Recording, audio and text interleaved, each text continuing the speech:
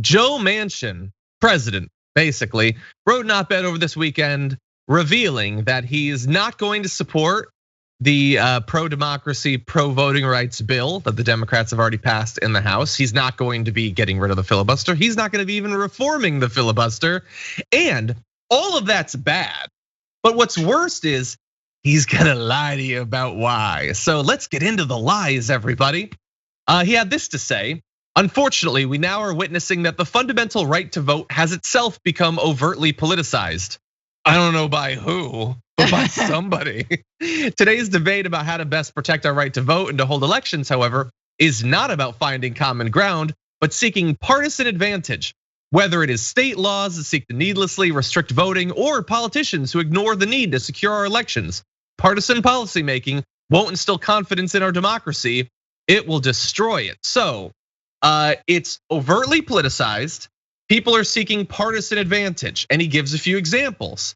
And they were all examples of Republicans trying to destroy democracy. Yep. So Joe, like, do you get what you're saying is not what you're saying? Like, they're trying to destroy it. They're seeking partisan advantage. Now you're saying the For the People Act is bad. You're not saying why.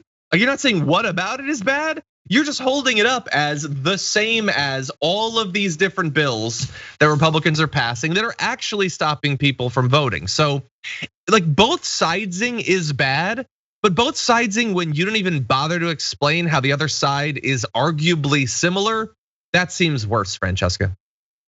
Yeah, you know what would fix the not securing our elections or partisan gerrymandering and restricting voting rights? The For the People Act, which you're about to say you won't vote for. Yeah. What? Like, honestly, we've been so generous with Joe Manchin up until this point, and it is clear he does not have a leg to stand on. He doesn't have an argument. It's just a word cloud that he throws up every morning. He's like, can you make an op-ed out of this? And they're like, yeah, sure, why not? And then they throw it together, and then we're all supposed to be like, how will he come around to the center so that Biden can really get his agenda? He won't.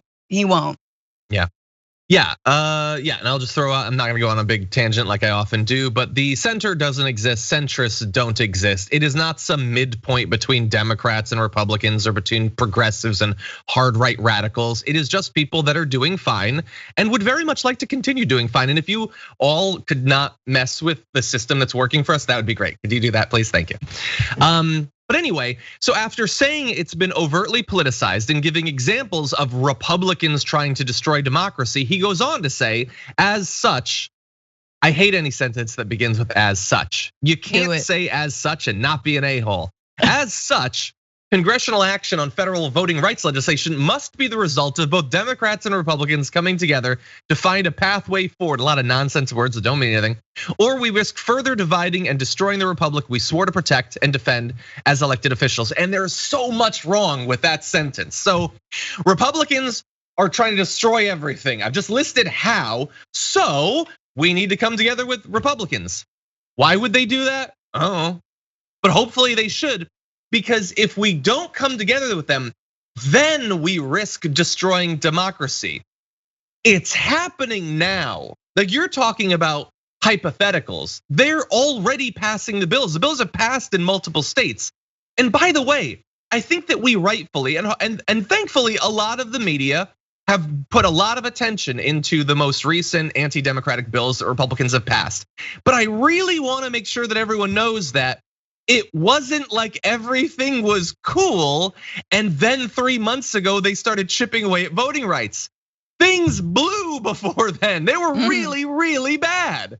Now they're worse, but it was already really bad. He is totally blind to all of that. He's totally blind to how it was leading up to 2020. He is totally blind to how it's become worse during the first quarter of 2021. But he says, well, if the Democrats were ever to do literally anything, that's how you destroy democracy. Now, that would be a stupid argument if he actually believed it. But as we've already made clear 1,000 times, he doesn't believe a single word that he is writing in this op-ed.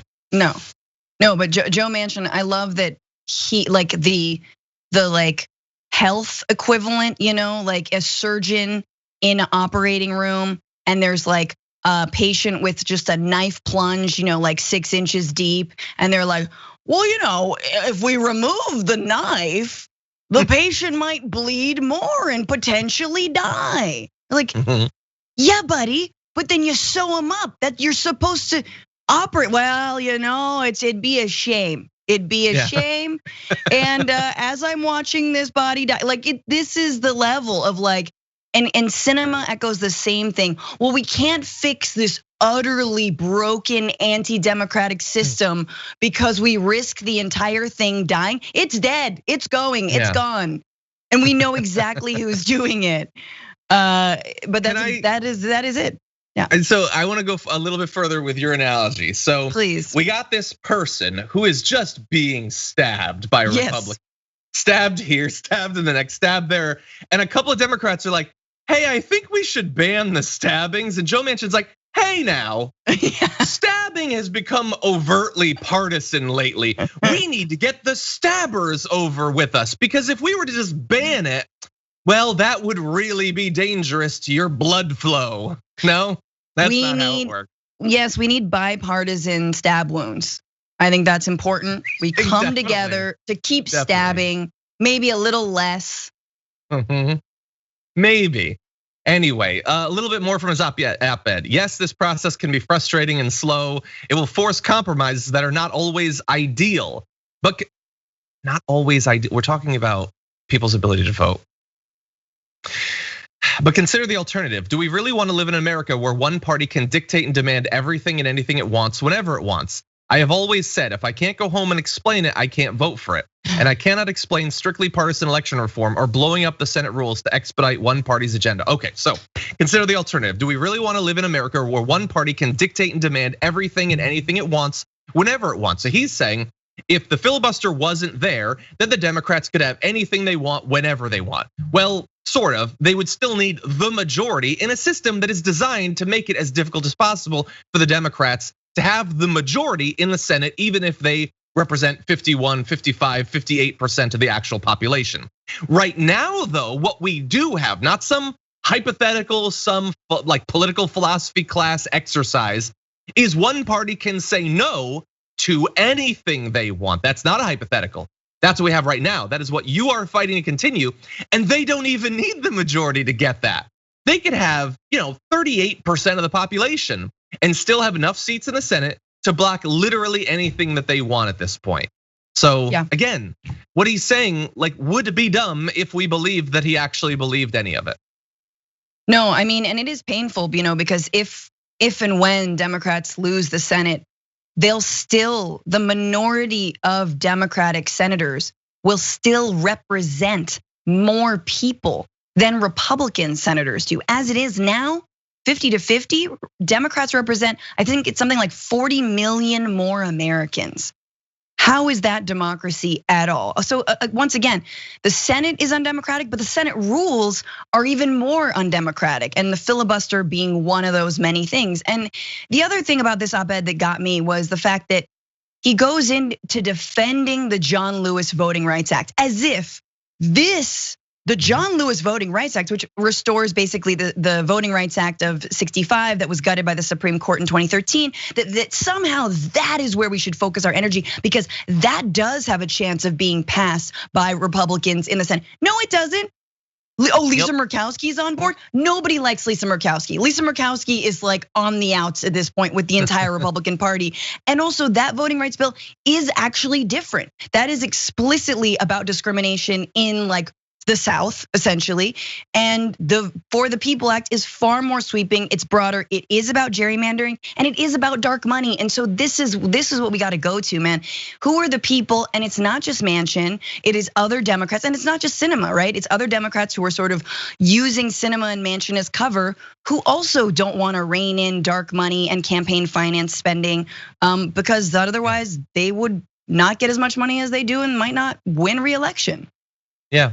No, you're totally right. His excuse for a lot of this is, well, I mean, look, don't try to pitch me as being anti-democratic. Sure, I don't want to do any of the stuff the Democrats are doing, but I do have the John Lewis Voting Rights Advancement Act.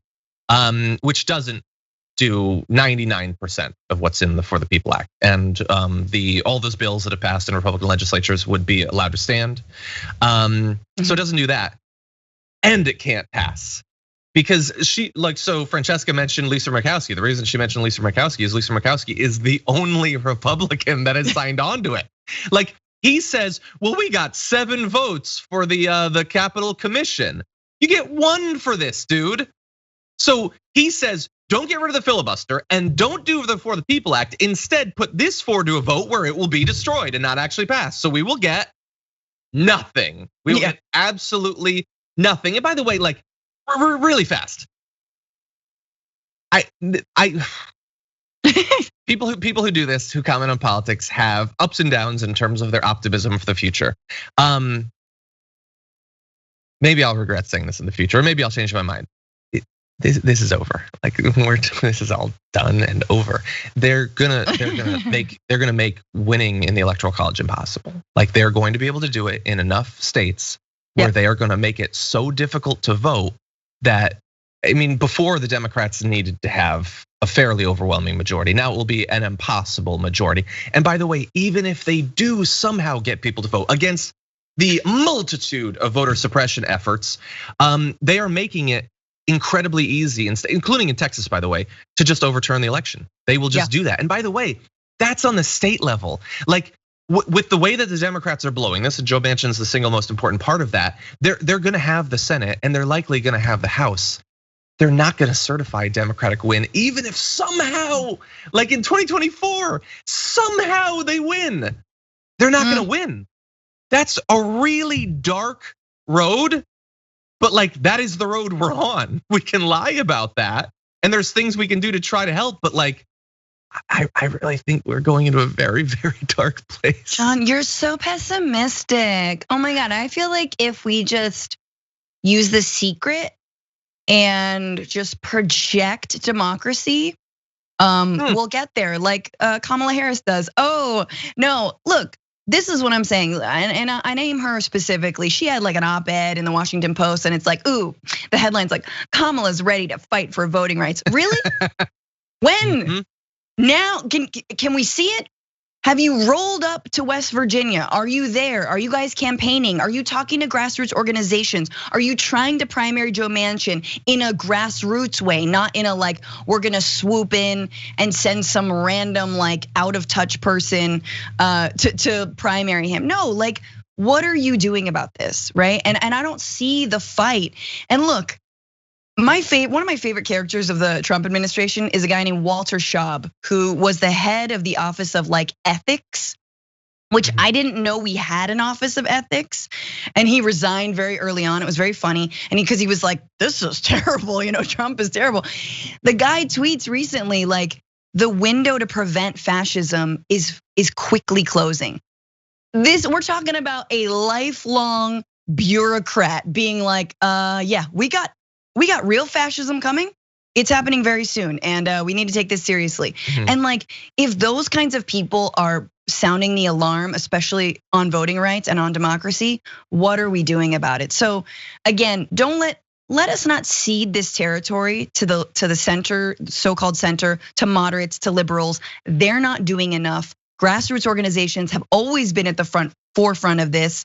People in the streets, people making calls, like. I am optimistic because I believe in people power, unlike, I guess Republicans do too, because they're scared of people voting.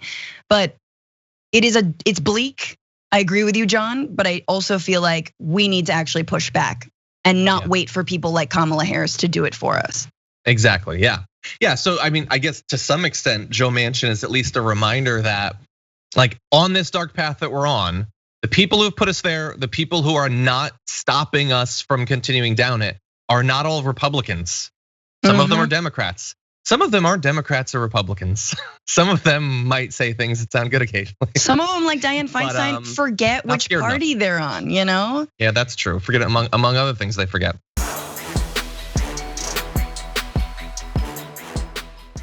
Check out the Damage Report podcast each day, wherever you get your podcasts, whether Pocket Casts or Stitcher or iTunes.